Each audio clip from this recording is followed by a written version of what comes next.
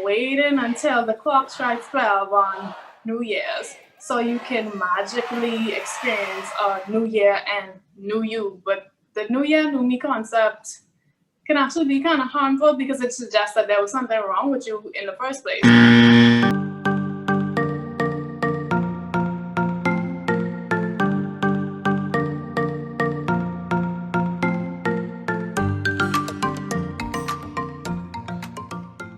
Hey everyone. So we're back with another episode. I'm Marissa. And I'm Emma. And today we're going to talk about the pressures that come along with the new year. So I think we've all heard it before, people telling us, leave that relationship alone, sis, drop that job, create a business, get your hustle on, lose some weight, gain some weight, start living your best life. You want to be where the money resides. Where the money reside, where the money reside, where the money reside. All these stuff, it's just like, it has this urgency. Like, if you haven't done it by now,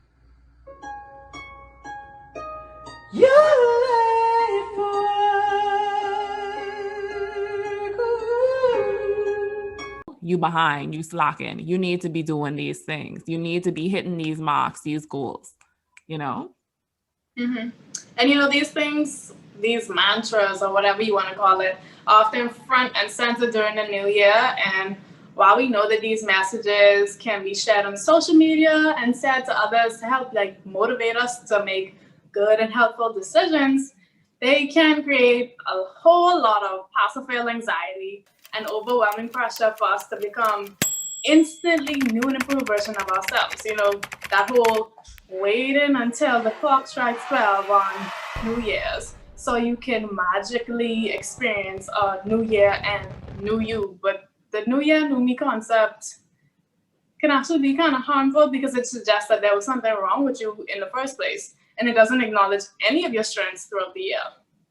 Yeah, and I think it totally ignores the current reality that we're in right now, because we're in the middle of a pandemic, and that in itself is The ghetto. The ghetto.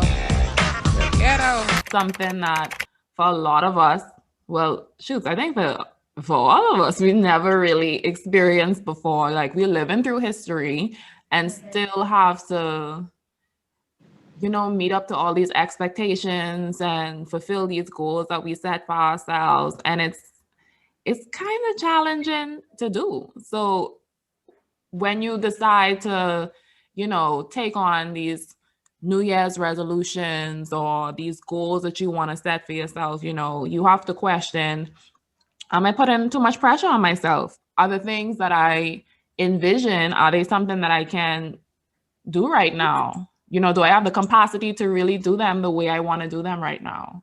So all of y'all, ask yourself this right now. Am I putting too much pressure on myself this year?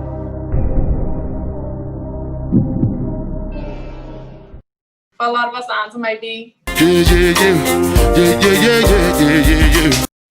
don't get us wrong, change can be positive, it can be great, and it's a wonderful thing to be able to look forward to the year to come.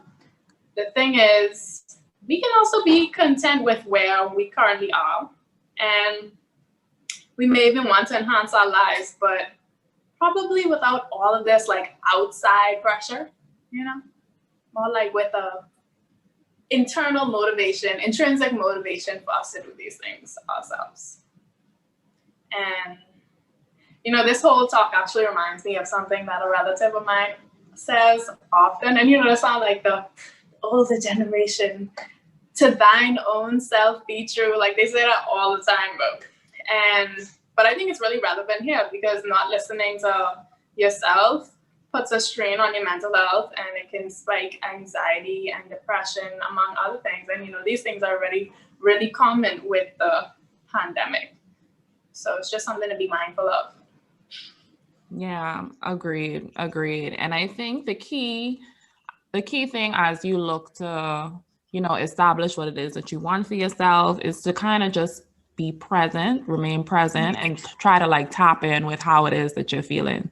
You know, what is your body telling you right now about some of the goals and the aspirations that you set for yourself?